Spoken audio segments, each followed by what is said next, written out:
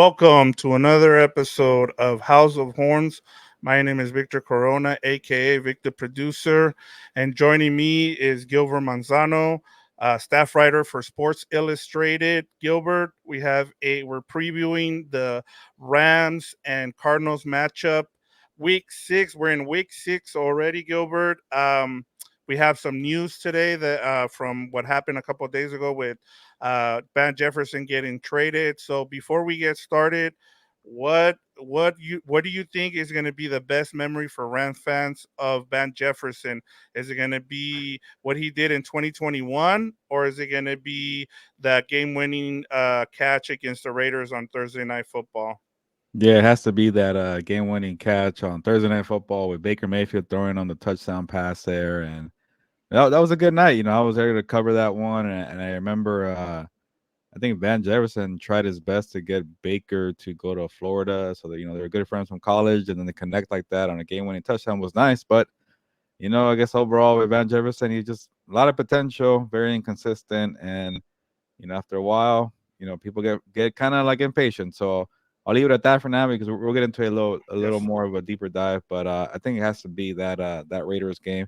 I know he has some good moments early on in his career, like his rookie year, second year.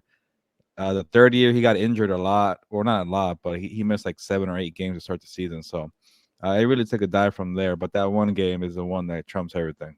Yeah, I think you're right, and we'll ask fans to join in and see what their thoughts are on it. But we have a great show for you guys, a great preview. We're going to preview this NFC West matchup, as we said, with the 2-3 Rams and the 1-4 Cardinals. We have plenty on here, Gilbert. As always, we have the latest news and notes, injury reports, player matchups, storylines for both teams, keys to the game, and of course, our game predictions. But before we get started on all that, you have an engagement question for the listeners. Yeah, sticking to the Van Jefferson theme, and I just gave you my thoughts, and Vic, you'll give yours. But for the engagement question of the week, it's a trade, of course. Van Jefferson going to the Atlanta Falcons. I want to say a pick swap in the 2025 draft. Who Yes. cares about that draft right now? Nobody's thinking about it, but 6th round pick for the Rams there. So I guess the question is, what are your takeaways, your thoughts about the Van Jefferson trade? We're over here blabbing about the trade. You probably saw my shirt that I did on House of Horrors yesterday. Yes. You're asking me again, Vic. You're gonna say more later on. But what about you, the listeners and viewers of House of Horns? Give me your thoughts, your takeaways from this trade. Are you like disappointed about it? You wanted to see more from Van. You wanted to see more patience from the organization to stick with Van. Maybe you could have pulled that out because injuries happen too in the league. Maybe you could need them for depth, or maybe you could have held on a little longer because when the trade deadline rolls in 2 weeks and people are getting a little more desperate, you get a little more draft picks. So I want to know your thoughts all around about the situation here, or maybe the Rams played it right because they like Van Jefferson as a person, as a hard worker, that they want to give him an opportunity to go showcase himself in Atlanta in a contract year. So maybe you're okay with it too for a good guy like that. But give me your overall thoughts about this trade. Yeah, I mean, I'm sure there's a lot of questions. I know I don't know if you caught the Sean McVay press conference, but he got a little annoyed with some of the reporters there, with some of the questions he got asked, and we'll get into it. But before we move on, one last thing, one more important thing, Gilbert. Yeah. What can viewers and listeners actually? We got two more things. Sorry. What can viewers and listeners check out on the Compas on the Beat Network, and then also let us know about a certain Easter egg that people should look out for. Yeah, I'll give the promo before I give away the good stuff here, or the clue, I guess I should say. But check out the content here at House of Horns. Subscribe, please. We're trying to get to 1,000 subscribers. We'll let you know in a bit, maybe a faster way of getting there. But we support, or we appreciate the support, and we support back too because we see all the comments, we see all that, so we love it.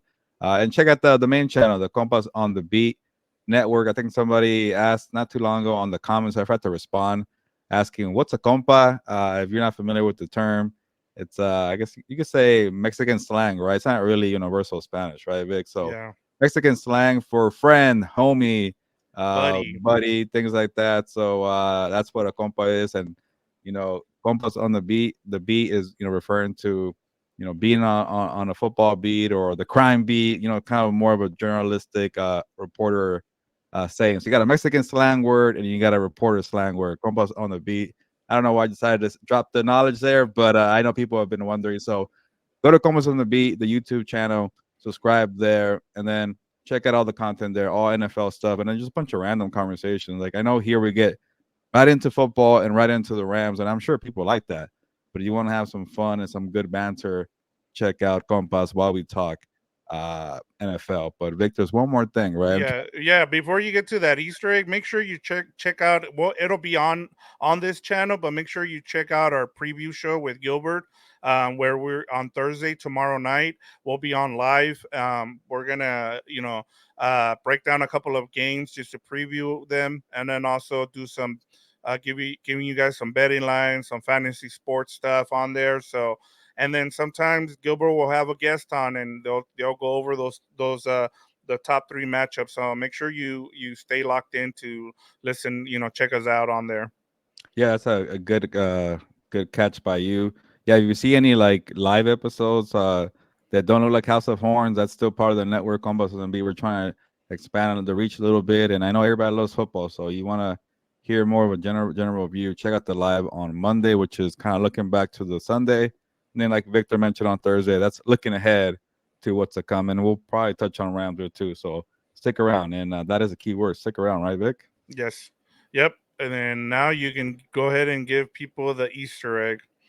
Yeah, so you made it this far, 7 minutes in. You're doing a good job, and I appreciate the people who caught on last week because I said we're gonna do a giveaway, a jersey giveaway, and we won't say the player just yet. We'll give the player when it's an official giveaway, but not yet.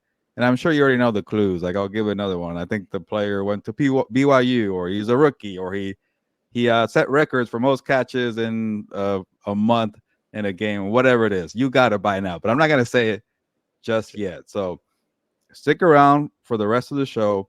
And when I give you more information for the keyword to comment with that keyword I'm going to drop in a few minutes, 20 minutes, 30 minutes. I don't know, but that's part of the game. Keep watching the episode, and I'll give you the keyword to type in. And it'll be two entries for this giveaway that is not official just yet.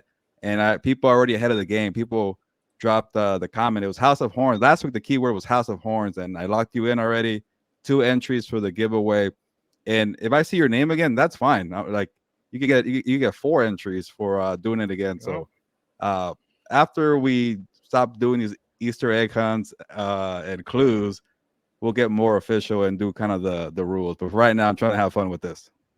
yeah, no, it's a good way for people to engage with us. We want to get to 1,000. We figured it's a good way for to not only reward you guys but also reward us for getting to 1,000 subscribers. So please stay locked on to us, and we'll continue to give you guys updates on that.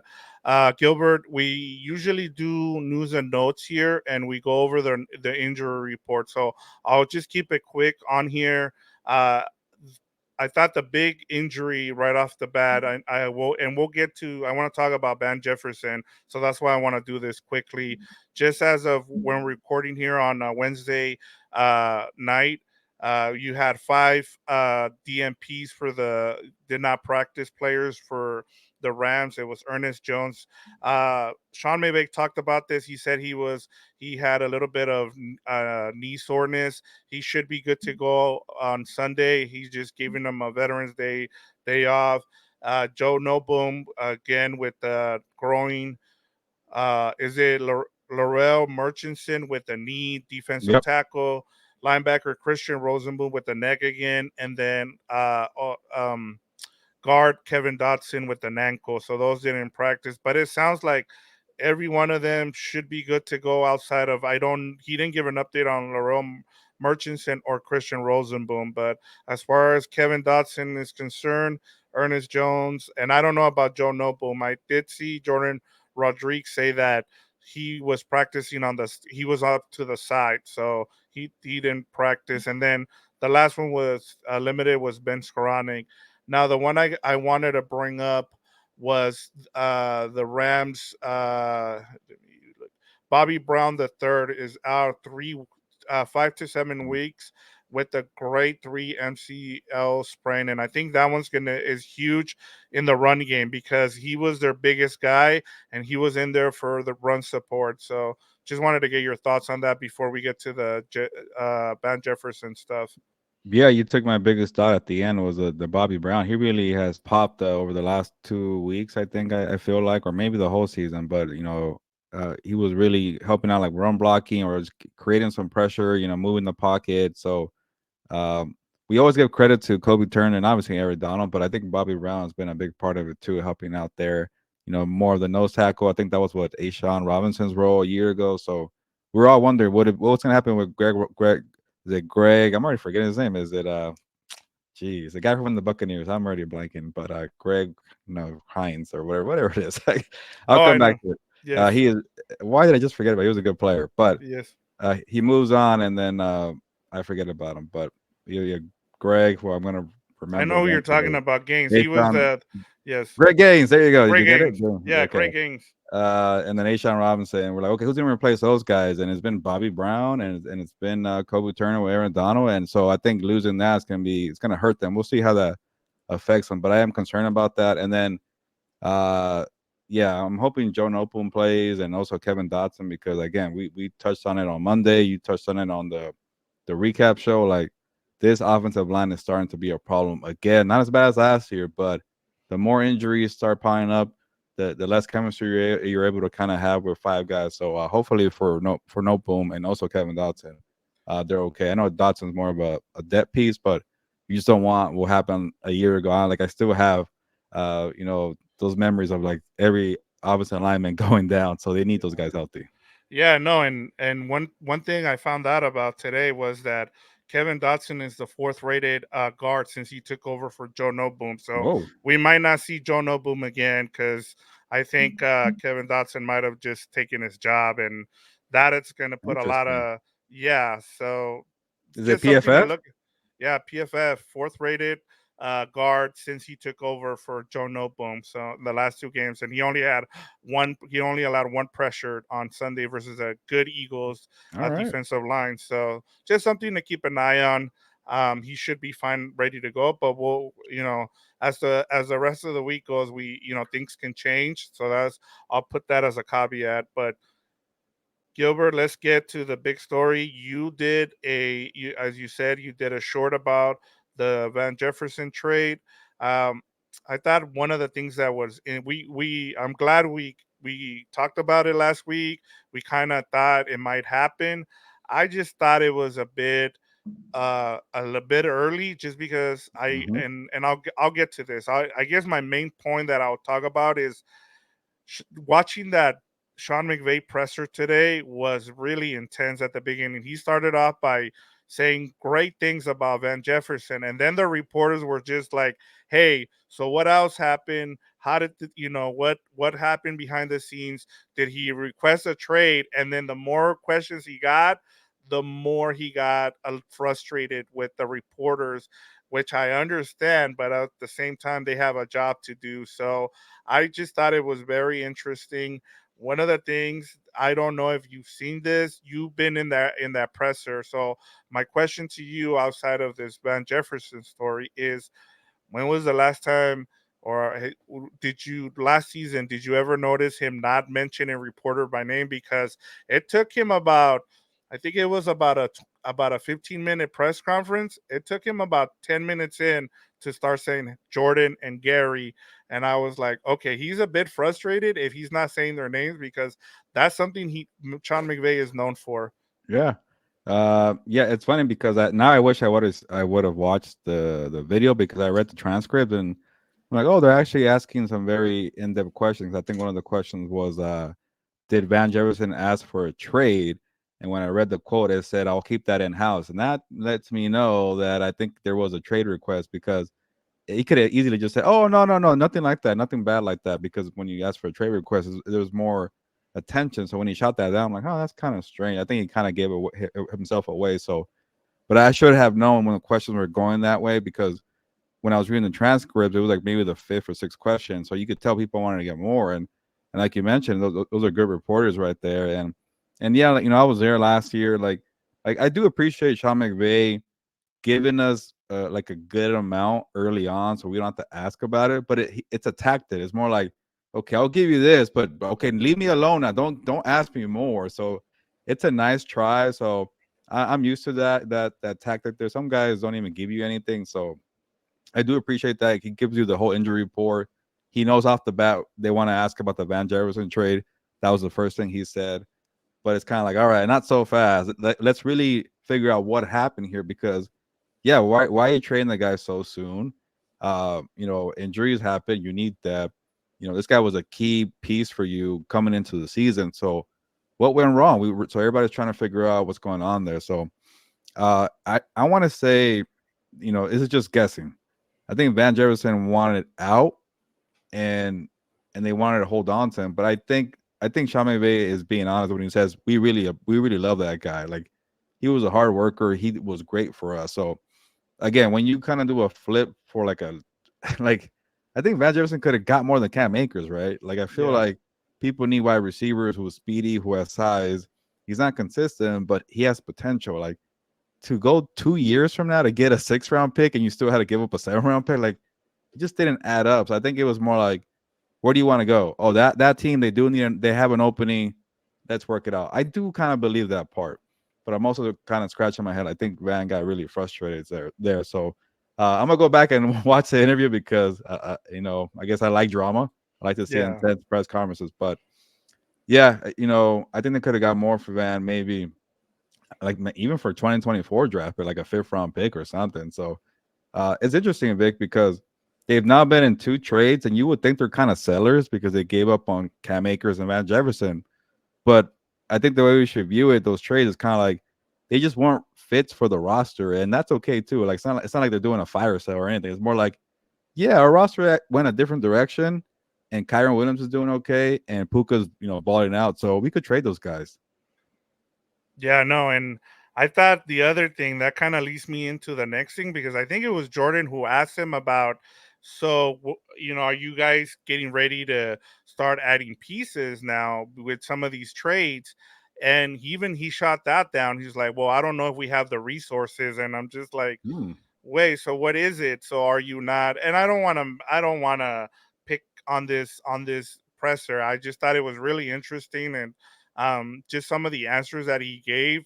And I think a lot of people are asking too. Like it's not just us. Like are you gonna try and improve this roster like you've done before, or are you just gonna stay the way it is? Because you're right. I mean, they just traded a bag of peanuts for two of your players from the 2020 draft, which I wanted to tell you this because these are the picks from that 2020 draft class, Gilbert.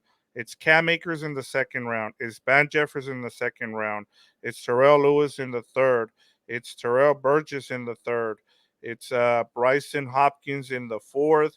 Jordan Fuller in the sixth, and Hmm. then Clay Johnston, Sim Sloman, and Tremaine Ankrum. So Three guys, yeah. three guys are remaining, and one of the questions, and I don't know if he was trying to be funny, but you could tell that the room got silent was when he was asked about what he would have done differently, and he's like, well, maybe not having a pandemic, and I think that's what he said, and it's like it's true, like it's like that 2020 draft class for a lot of teams has been really bad, and that's because you didn't have time to be able to really talk to these players. We know the situation of what happened. So maybe you just take it up to that, but it's kind of hard with when you only have three players remaining and two of those players you're traded away in the last 3 weeks. It's funny because I guess that's a draft class is really well known for quarterbacks. I guess the quarterbacks are fine with that. Was it Tua, Jalen Hurts, Herbert, Justin Burrow, Herbert, yeah. and then we'll see about Jordan Love. He's starting to fall off the cliff for a little bit. Hopefully, he figures it out. But yeah, you're right. Overall, those draft classes have not done so well because that was a tough year for the pandemic. But going back to this trail deadline here, Vic, and what you mentioned about Sean McVay saying, "Hey, we don't know if we have the resources." Like that tells me that they're probably committed to being big spenders in 2024. Like like the Panthers are not doing anything. And if you want to go back and try to get Brian Burns, I think they're done with trying to give up those first round picks because Brian Burns is worth the first round pick. I don't think they're interested anymore. I think they want to keep that because it's a loaded draft class for quarterbacks. Like I'm not saying they're going to give up on Stafford, but you want to keep those options open. So if you want something like notable, I don't think it might be this year. And I'm trying to think about two teams that are going to be sellers for sure. Like I feel like the Vikings are going to start selling, and I feel like the Broncos already are going to continue to do it. And if you're looking at the Broncos rosters, uh, they have wide receivers. You don't really need that. They have a Justin Simmons, a safety, but you're kind of okay in the secondary. You really want Patrick Surtain, but you're not going to give up a first round pick because you're committed to the long term plan. You go to the Vikings, you could really use a Daniel Hunter because you Yep, need pass that's who I rushers, thought about. Yes. but he's also older, and it's kind of like he's not a guy that's going to help you next year. He can help you this year, but are you a team that wants to win this year? Like they're like a team that could, if you get Daniel Hunter, you'll make the playoffs probably, but you'll lose in the first round. Like, is it worth it to give up a second round pick, a third round pick? I don't know what's going to cost with Daniel Hunter. He'll probably have a big market, but other than that, it's like who can you think on that team that you really want? So I don't know. It has to be a guy that won't cost you a first round pick and a guy that can help you this year, next year, maybe the year after that. Like somebody is going to be a core piece for you down the road. But I know we mentioned Jonathan Taylor, but he already got re-signed, so he's off the market. So I don't know. I think they might just stand pat like McVay is kind of hinting. Yeah, if the only thing that I would ask for if I'm the Rams, or to go look for is a pass rusher, and the only one from those teams that you mentioned that makes the most sense just for this year is Frank Clark. He's on a 1 year contract. You can get him for a bag of peanuts too. They're trying to offload him, so I mean, especially with what you've seen from Michael Hoyt, like first of all, you shouldn't have him, guarding a tight end. After being a defensive tackle, he shouldn't be out. Trying to, Goddard. yeah, yeah, trying to, cover Goddard. But that's for another thing. But yeah, like I think that's the way to go. But in terms of Bad Jefferson, we talked about this. We knew, especially after I think I talked about it on the live, and then we talked about it on the recap show, where when you only get two. I think he was in for 2 plays, and that was it. I mean, you knew that the writing was on the wall, that it was time for him to move on. So at this point, the only surprising thing was that fact that they did it now instead of waiting. And somebody asked, they're like, why didn't you just wait till, you know, right before the trade deadline? Because you're still trying to, get the guys going. But I think, they kind of knew they weren't, a lot of fans were frustrated with him as well. So I think it was a good time to kind of part ways. Yeah, no, I'm with you, especially when Cooper Cup returned. It's like, okay, what else do you need here? And we don't know behind the scenes, like because McVay didn't want to say it, but it's looking like maybe he just wanted out too. And nothing wrong with that. You're in a contract year, and you want to go showcase yourself. And we'll see what he does with Desmond Ritter, who's coming off a career high game against the Texans. So maybe that's a good thing for Van. Yeah, everybody was ready to uh, sit Desmond Ritter, and he balls out. I guess he was listening to you, Gilbert, about Yeah, all the yeah, shade you were throwing I towards guess him. so. He even had a game-winning drive that was impressive. So there you go. What do I know? Yeah, yeah. All right, Gilbert. Let's move on to our Rams and Cardinals storylines. Let's go ahead and start with the Cardinals. I'll let you get us started here. Because I have some thoughts here. Not a lot. There's not a lot for us to talk about, but having, being able to go with you to training camp for the Cardinals, we got a lot of insight. So go ahead, Gilbert. Yeah, I think the Rams were catching the Cardinals at the right time or the perfect time. I think the Cardinals that we all expected to be in tank mode when before the season started, they're going to come out because they've been feisty, they've been competitive for the first month of the season. They beat the Cowboys, but I guess the Cowboys aren't looking too good right now. But give the Cardinals credit for that. They even hung tough with the Bengals a week ago. I kept checking that score, and I'm like, okay, can I just assume the Bengals are going to win? And like they kept hanging around, kept hanging around. And I think Joshua Dobbs had that pick six there, so they like to hang around. They like to make it competitive, and But the thing I go back to, we're like, okay, here it comes tanking for Caleb Williams or whatever. They already got one win, so they're messing it up. But they've been competitive. I really like the way they were using James Conner and this rushing attack, this scheme here for the Cardinals. Uh, the OC Drew Petzing, hopefully I'm not butchering his name. He was really in his bag for that Cowboys game where he just spread him out and said, "All right, you don't know when the running play is coming, but James Conner is gonna carve you up," and that's what he did. And then they lose James Conner. He's an IR, a valuable piece there. So you got Joshua Dobbs who's still very new to the offense, with no running game, and he has Hollywood Brown, but you know, he's kind of inconsistent too. I'm not saying he's Van Jefferson. He was a first round pick who's done good things in the league, but he's a guy who you want more out of, and I don't think he's gonna do that in this Cardinals roster. So I feel like the Cardinals are ready to check out. Injuries are piling up. No Buda Baker. That's been going on for a month now for the Cardinals defense, but they are very good at creating pressure. Vic, I think I saw they had 15 sacks. Jonathan Gannon knows how to provide that pressure, but after a while, like we mentioned in the Eagles game, if you don't have talent, you won't compete as well. And I feel like the Cardinals are lacking talent. They're lacking healthy bodies now, and they're Yeah. probably getting frustrated. Where it's that point where it's like, okay, we've had enough. We'll see you in 2024. Yeah, like they, with the hiring of Jonathan Gannon, and then of course Monty, is it Monty Austinford? Is Yeah. that his the GM?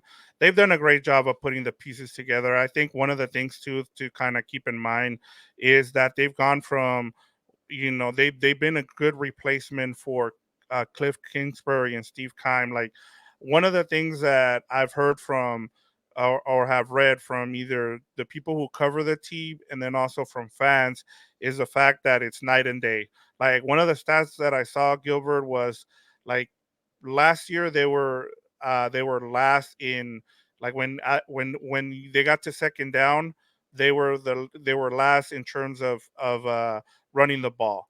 This season they're quite the opposite. So they run the ball on second down. They're not giving away. Like you're not out there on the field for a minute and then your defense is having to go back in there because they're having to run this dumb air raid with Cliff Kingsbury. I'm sorry, but it was kind of like playing Madden, which was kind of frustrated if you were a Cardinals fan. And I understand that. Like you need to run the ball.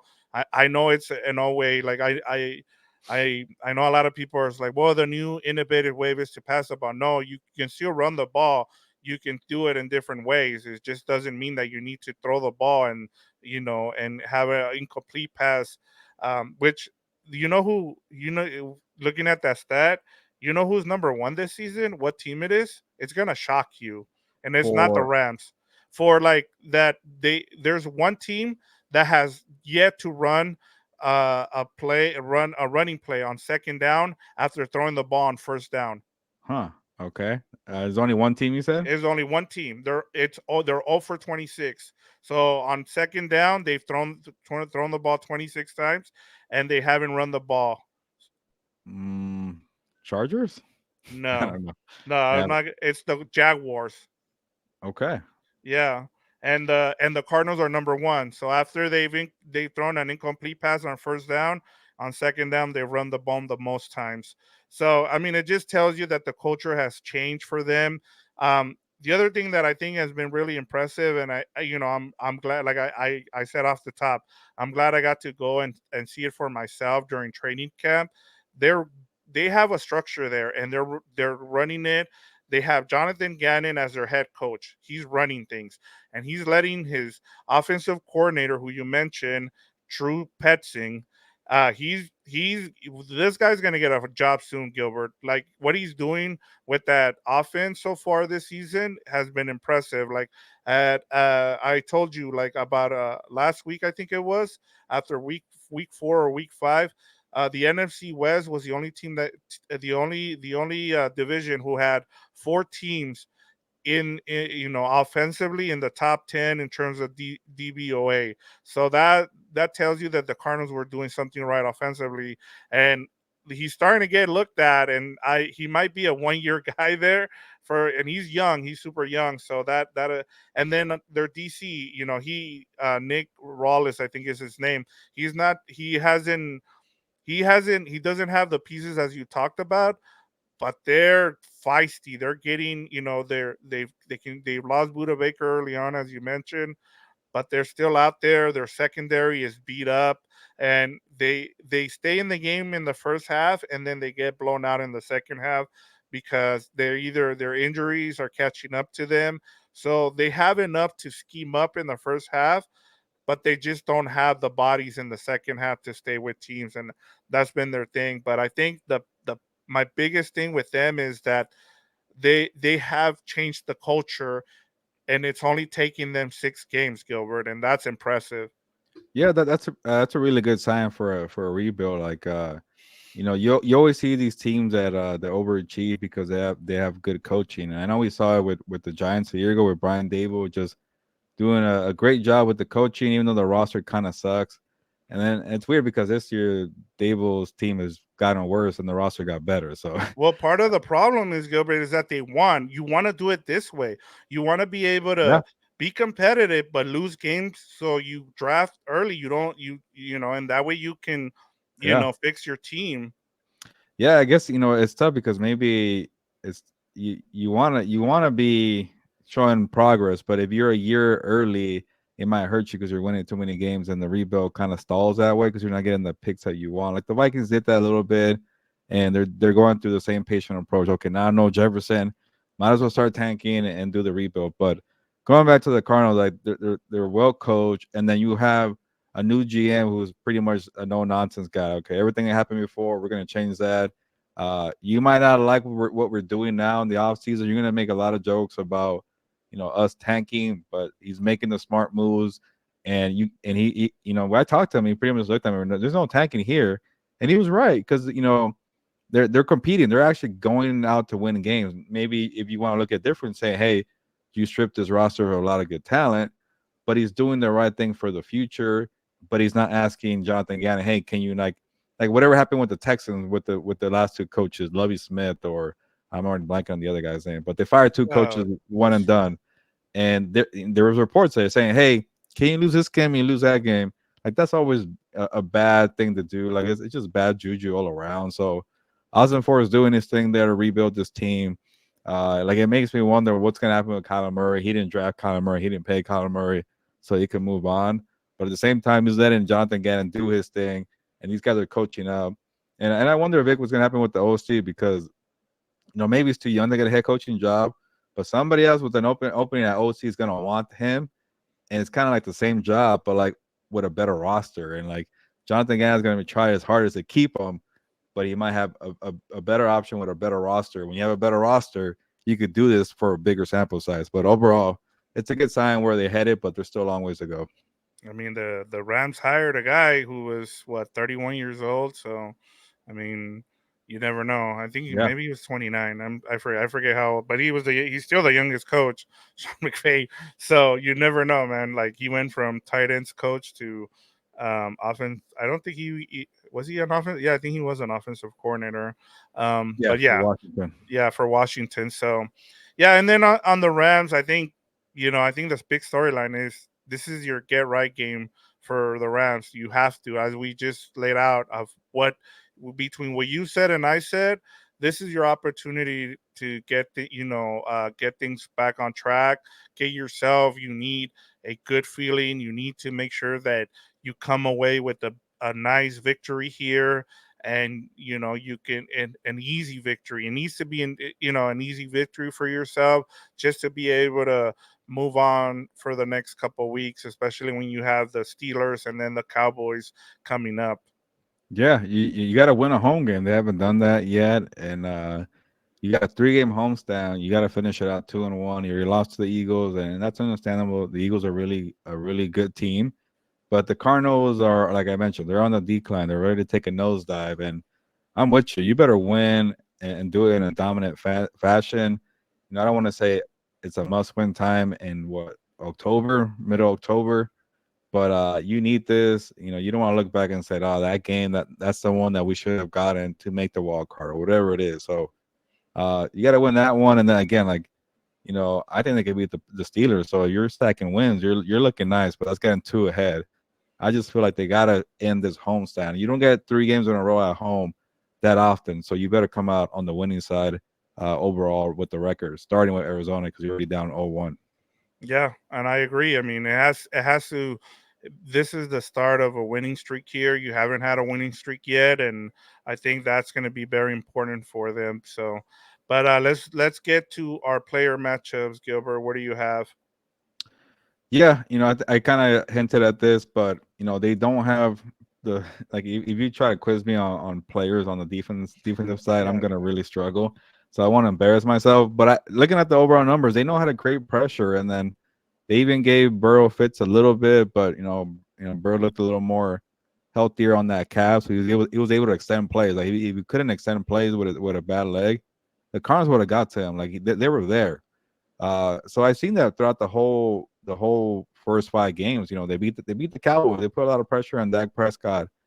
They know how to get interceptions. They know how to create turnovers. So the names aren't there, but Jonathan Gannon and the DC there, they know how to scheme up and get these guys in the right position. So if again, like I'm kind of concerned about the offensive line, but you gave me those good stats on Kevin Dotson. Maybe they figure something out there. But if the Cardinals are getting pressure, like they don't have a Jalen Carter, they don't have a Hassan Reddick from the Eagles, but if they're getting pressure and that's affecting Stafford, who's still dealing with the hip injury, you're trying to get Cooper Cup involved, you're trying to get a lot of people involved, and you're not getting long drives, that could be an issue like the week before. But again, I don't see it too much because the talent is different. But this team knows how to create pressure. They know how to scheme up pressure, and they got guys who are competitive. So uh, you need a get right game specifically for the offensive line, so we can stop thinking about 2022 and feeling like that injury wave is starting to creep up. Yeah, the only names I know that are still on that team are Savion Collins, well, Buda Baker, but he's out. You Yeah. have Jalen Thompson. I don't know if he's gonna play. They have a kid named Hamilton. He struggled this season getting beat. He got torched by Jamar Chase. So I mean, this is gonna be one of those games where your offense needs to get right, as we talked about earlier. But those are, yeah, I for me, I'm gonna go to the other side, and I'm just gonna pick on a one name that I also only know. I mean, I know about Rondell Moore. I know some of the players that they have.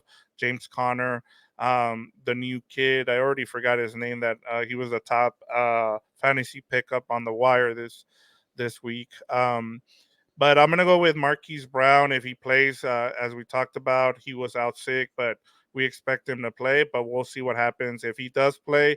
I want to see that matchup with Darion Kendrick. I know a lot of people, as I talked about on the live, and we kind of talked about. Um, Not a lot of people are super excited about the play that Darion Kendrick has had this year. He's been feisty. He's been, just creating penalties, and I know a lot of people don't like that. So, but he's their only option at this point until they decide they're going to give Trey Tomlinson a chance. So this is who I'm going to go with. I'm expecting a bounce back game from him. He should be good in this game. It would have been easy for me to just go with a Kilo Witherspoon just because we know what he's been. I was thinking about this, Gilbert, and I was like, I think he's been their MVP on defense, but it's between him and Ernest Jones. Honestly, I know we know what to expect from Aaron Donald, but the fact that those two have guys have stepped up, I think that's why they probably are the MVP of that defense. But for this, it's Marquise Brown against Darian Kendrick. Yeah, hopefully Ernest Jones is okay, and like you mentioned, Sean McVay wasn't too concerned about it, and yeah, Witherspoon have been doing well, but just speaking about the young cornerbacks, I want to see more from Darion Kendrick, and I really want to see more from Kobe Durant, and maybe eventually we'll see Trey Tomlinson. I don't know, but it's weird that they're doing so well as a secondary, and maybe it's based on Raheem Morris's scheme. It kind of bit them last week because they were giving up too much space there, and when you got Dallas Goddard and you got Jalen Hurts who could run, they're gonna take that all day. So, I guess the scheme thing is like, okay, we're not gonna give up anything over the top here. That's why they do well when it comes to stats. And you look at it, okay, they're not giving up too many passing yards, but I got to see more from Cody Durant. I got to see more from Darion Kendrick. I want to see these guys make plays and get interceptions and have PBUs and just get in people's way and not make it easy and not just rely on the scheme where okay, we're gonna go down here. You won't do anything because we're kind of playing prevent style defense or too high show, whatever you want to call it. But Zach Ertz is playing in this game. Maybe kind of do some damage underneath there. So we'll see how they adjust to that because the Eagles had a pretty nice game plan for going around this Raheem Morris scheme. But I like your matchup. Yeah, I think with going back to Kobe Durant, I think he's been the most I know a lot of people are disappointed with with his performance this season. I think Kobe Durant missing those two tackles against Jalen Hurts and then against Kenneth Gainwell, they were huge. And I think he hasn't. I think he's struggling with being the star on on defense, playing that star role. I think he's kind of struggled this season, and I mean rightfully so, man. Like, I mean, you have Jalen Ramsey, who's like Yeah. 6'2", 215 pounds. I mean, he's an all pro. I mean, it's not going to be easy. It's kind of like what the conversation that we've had on Compas about Brandon, and I keep hearing it about Brandon Staley. It's like, yeah, you can look like a super genius when you have, Aaron Donald and Jalen Hurts in their prime. Everybody can, but that's just the way. Replacing someone like that isn't easy. Yep. It's time, Vic. Is it time to give away the clue? Yes, let's go ahead and do it right now. All right. Hopefully you stuck around here in the 41-minute mark for the Easter egg here for the jersey giveaway that we have not officially announced. But if you comment with this key phrase, here it is. Type in the comments when you hear this right now, Puka ROY, Puka Rookie of the Year. So you do that in the comments, Puka ROY. I will write down your name or your YouTube handle, and I will enter you for two uh, drawings here for the.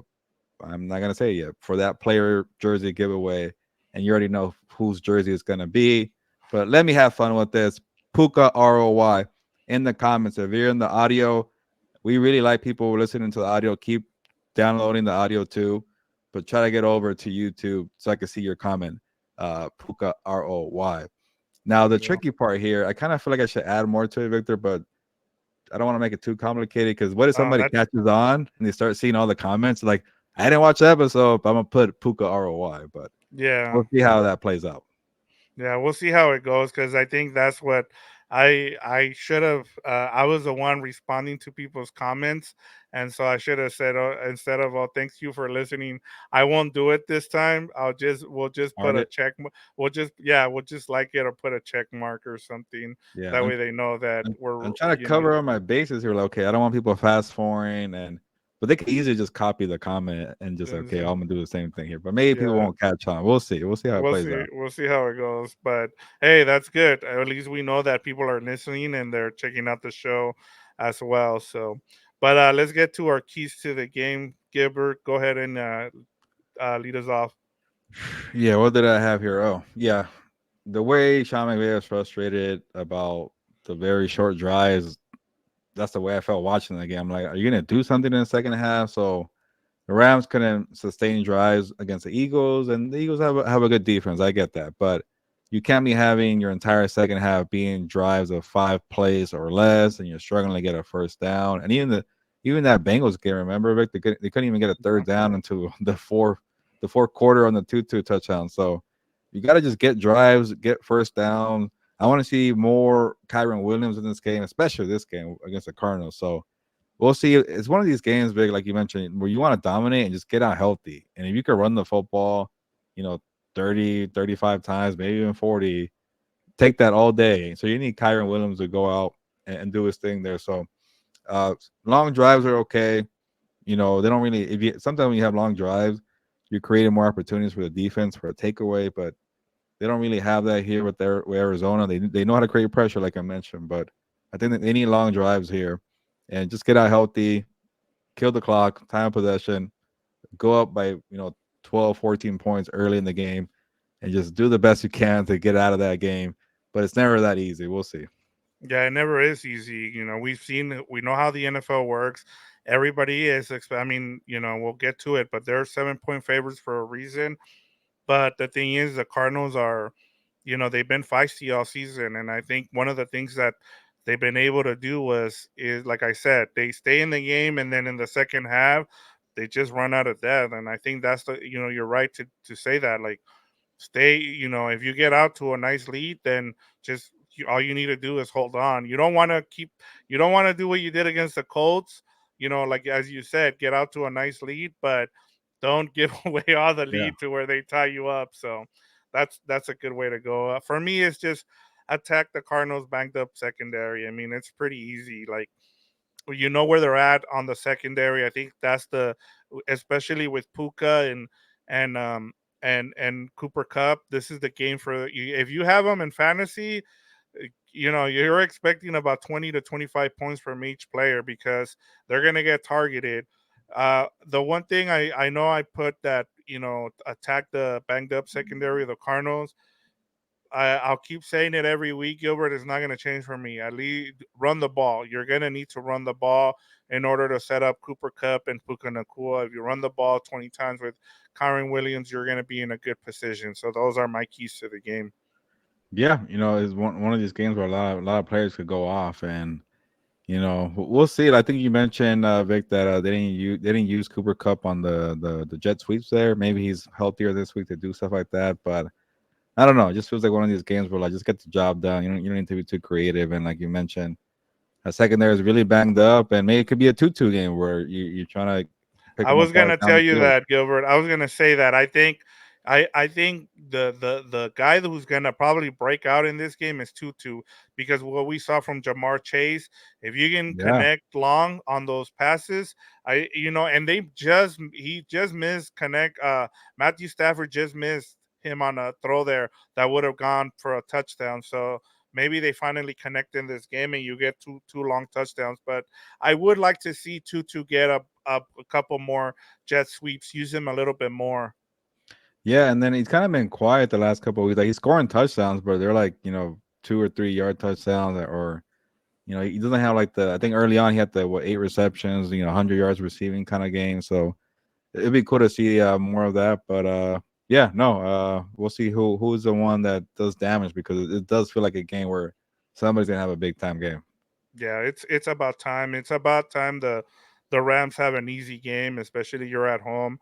You want to make sure. I don't think the Cardinals fans are going to take over the stadium, so it Yeah. should be filled up with Rams fans for once, this season, and so that'll be a good thing to watch out for. But let's get to our betting spotlight. As I mentioned, the Rams are 7 point favorites. The over under is 48 and a half. The line started at 6, Gilbert, and I think the over under started at around 46. So it's gone up. The over under has gone up 2.5 points, depending on where you're looking at these lines. And then, like I said, it started out at around 6 points at the beginning, and it's been betted up to 7 points. So, what's the right side of this game? The way you're looking at it? Yeah, I think the Rams could get away with the 7 points here. I think that should be fine. The one that I'm really interested about is like that seems pretty high for the total 40 and a half. Like the Rams haven't even gotten close to 30 points since the Seahawks game. They had 14 last week. They They had couldn't score a 29 point. against the Colts, Okay, so that was one where they were pretty good. They couldn't but it score went against into the overtime. Bengals. That was overtime. So it was 23 then before regulation. Okay. So 23, and then the Bengals game was pretty bad. I don't need to check on that. And then the 49ers. So I I just don't. I know the Cardinals are bad defensively, but I just don't see like an explosion here for the Rams. Like I could see maybe 27 points, something like that, and then where you really kind of get hurt on the if you take the under. I don't see the Cardinals scoring a lot of points because I really like the Rams defense. I don't think they like last week when I told you like that total looks really high. I'm like, there's no respect here for the Rams defense, and it's kind of yeah. coming up again. I know both teams are considering, but I could see like a 27-14 game, and that will not cover, right? Yeah, there you go. My math No. is correct. So something like that. So I will definitely take the under. Yeah, let me give you the score so far of the points they've allowed. So when they were still healthy at the beginning of the season, they gave up 20 points to the Commanders at the Commanders. Then against a terrible Giants, offense now. They gave up 31 when they beat the Cowboys. They scored 28 and only allowed 16, and then 35 to the 49ers, and then 34 to the Bengals. So, and in all those games, the average is around 50. The last Okay. two games, the last two games. So the last two matchups for the Cardinals has the average over under has been around 50 points. Yeah, I just don't see the Rams scoring that many points. But Um, are you going over? Are you I going think I'm over? gonna go over this. I do like the over here just because I just think they're gonna be able to score a lot of points on them. I think it's gonna be a high scoring game. I think they're gonna try to run the ball. The Cardinals are, and and get the ball to Zach Ertz, like you said. But I do like the over or under here. I like the over. I think they'll go over that 48 and a half. I don't know. I think I'm more concerned about the Cardinals getting points. Like, it could be like a 30 to 14 game, and you're still short. But Yeah, I don't know. I just think it's high, but the Cardinals have been pretty bad. So maybe it is one of these games where, okay, it doesn't matter whose offense it is, unless it's a Patriots offense, you're gonna be okay. So yeah. I don't know, but I'm gonna play it safe and go under for mine. All right, let's get it to our game predictions. I think we're both gonna go the same way here. I think we're gonna. I think this is gonna be the third straight game where we're both on the same. We're both going on the same way. Yeah, I guess I kind of already gave away mine, but I'm trying to say, you know what? I usually try to get like a field goal kind of score, but I think the Rams could get 4 touchdowns here. I give it 28 to, I don't know, 13 here for the Cardinals. So I think that's still under. Yeah, that'll be under. So 2013, Rams beat the Cardinals. I'm going with the Rams 31-20. Like I said, I like the over here. I just think that the Cardinals will keep it close. It'll be close at halftime, and then the Rams will pull away in the second half, with a couple of touchdowns. Hopefully, we will get to see, maybe we see Brett Rippin in the fourth quarter towards the end when it's garbage time, and that way Matthew Stafford can relax. But as we know, things change all the time with games. Games we think are going to be blowouts and tend to be close games. So, that's my only worry. If you're is that we jinx them, and it ends up being a close game. But I just think that the Rams, as much as good as the Cardinals have been this season at staying close, I think that their depth is starting to get to them. As you talked about at the beginning of this episode, it's just hard to stay with teams when you don't have the players, man. Like eventually all that stuff, especially going on the road, it's tough to stay with teams. Yeah, and like I mentioned, like the guy that was moving everything was James Conner offensively. They don't have that anymore. So maybe I could kind of get screwed on the over under if Joshua Dobbs throws a pick six again, and the Rams have a big day scoring on offense, special teams, defense, all that. So, but regardless, I'm sure everybody who's watching and listening for House of Horns, they do not care about the total. They just want to see a Rams win, and maybe an easy one, so have to worry about it. But yeah, it's never a good time. We're all confident it's going to be a win. It's going to be something chaotic, but maybe not. Who knows?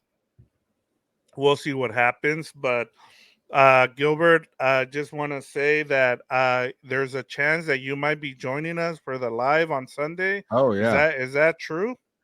Yeah, I might be skipping this game at SoFi because it's a doubleheader. There's Chargers and the Cowboys, so uh, Monday night prime time probably gets more of the tension there. So I'll pick and choose there, and I'm gonna do my best. I can't guarantee it, but it's a strong chance that I'll be activated for the House of Horns recap There we live go. live post game Live, show. yeah. And then, if that's the case, we'll go a little longer than 15 minutes because sometimes, talking by myself, that's as much as I can give you. But if I have Gilbert, maybe we can stretch it out to 20 minutes. And we always welcome your feedback, guys. Please, let us know, give us your questions. We're always glad to answer them. Shout out to Jesse Bonilla. Like, he got on me about the offensive line. I still haven't responded because I haven't had time, but I just want to say yes, the offensive line, they've been banged up, and so we love that feedback. So thank you for supporting us. Outside of that, Gilbert, that's all I have for this episode. As an NFC a matchup between the Rams and the Cardinals. Yeah, good episode. And for those that watched, you know the keyword to comment with. I won't repeat it because you already got it earlier. So type that in. Don't forget. And yeah, we love all the engagement. One thing I really appreciate from everybody, I think maybe like I could say like 95% of the comments are respectful. We're talking football. We're disagreeing, but it's all respectful, and I really appreciate that because I know a lot of things on social media get pretty nasty. But it's cool to see y'all, just talking football, disagreeing. That's fine too. We're not gonna have the same opinion. So, but I think today everybody's gonna agree that I think the Rams are gonna take this one. But overall, I'm ready to go. Vic, are you? Yes, let's get to this week 6 matchup. I can't believe we're already weeks in, Gilbert, but it's time to go. On that note, ya nos vamos, pues vámonos.